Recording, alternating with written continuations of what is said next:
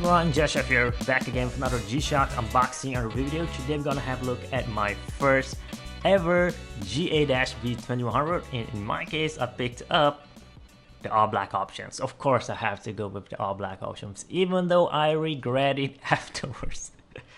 So this video will be just me complaining about all the problems that I faced with the watch, even just after owning this for about 1 day. Okay, this watch arrived yesterday. My 3-year-old keep insisting me to unbox the watch. You want to see what's inside, so we open it up, and today is just gonna be the review video for it. All right, this is not a sponsored video, by the way. I just bought this watch from a local online watch store. A lot faster, a lot easier, and believe it or not, cheaper too. I paid around, let's see if the price down here. No, anyway, $80 only just for this watch, which is insanely cheap considering the original retail price. I believe it goes about double than that. So it's a great deal. So just want to pick this up, even though I regret it. And mainly, so that's bring us to the first complaint that I have with the watch. Let's go down here.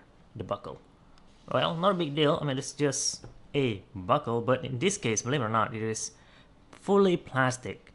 Okay, China sign down there, even made by Casio. So I guess some quality is still there. But the fact that it is plastic really get me furious, because I looked it up online on other color variants of the same watch released at the same time. They all have metal buckle. Like, why? And it's not even the best kind of plastic buckle as well. If you compare this to other G-Shock watch that feature plastic buckle, which I show you guys over here, this is the most inferior one that I have in my collection. So I wouldn't recommend to buy the all black options at all if you have the choice.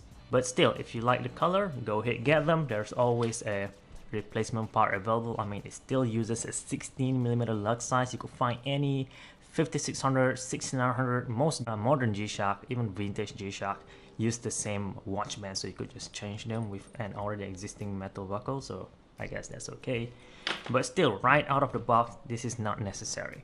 Number 2 is the watch itself. Well, it has solar and Bluetooth, which is great. I'll talk about it later. Now, let's talk about the lighting. It didn't have any luminescence for the indices as well, but I think I could figure out a way to customize this thing with a glows in the dark indices later in the future, so that's fine. You only have to rely on the hour and the minute hands, just like any Casio, and the LED backlighting, which will glow for the analog and the digital portion. So far so good. But here's the problem. There's no auto light function built in. Why? Just why? Why? I mean, I could understand if they want to conserve the battery on the regular G-Shock watch. Yeah, of course. Why not? But now, since it has solar charging, there's no reason to remove that auto light function at all. I mean, if you look back, even G-Shock watch released in the 90s, 2000, up to 2010, 2015, most of them have auto light function, and that is one of the best reasons of owning a G-Shock. You just do this, lights turns on. That is fun in my book. But they took it out of the way. Number 3 is for the comfort. I don't know, that's probably because of this made in China fact. I mean, this watch was even cased in China. Exterior component China, the movement only, it was made in Japan. Anyway, I put it on my wrist yesterday, even I've tried it again today.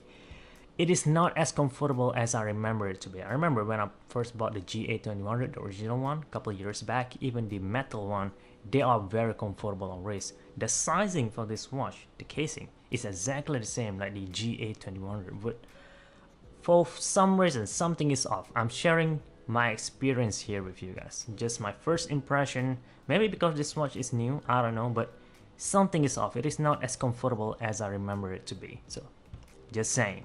Okay, that's the third complaint. Now, done complaining. Let's talk about the good thing. Alright, let's go to the Bluetooth function, which is one of the best one.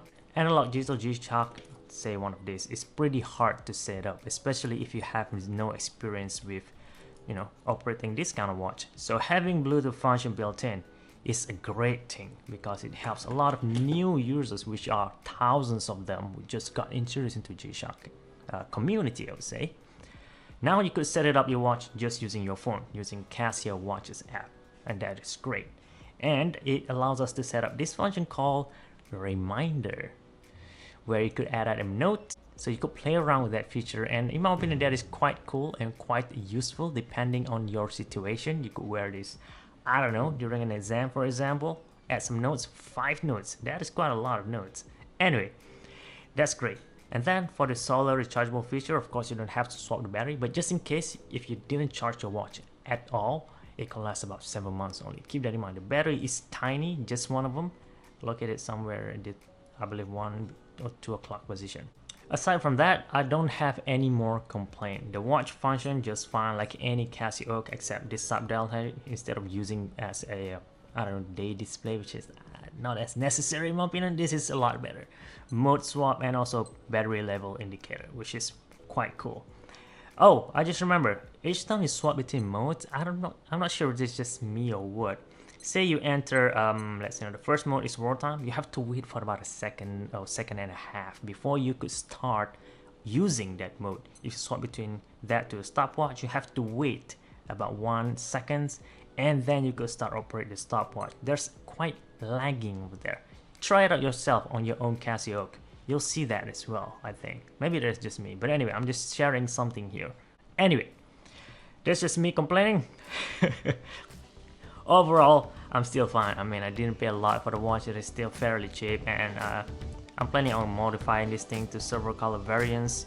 You know, like all of those Casio Oak modifications out there. Let's try those out, and I'm gonna try to compare this to the regular Casio Oak or even the metal ones. I'm sure there's something to talk about there as well in the assembly video. But for now, that's it. Thank you very much for watching.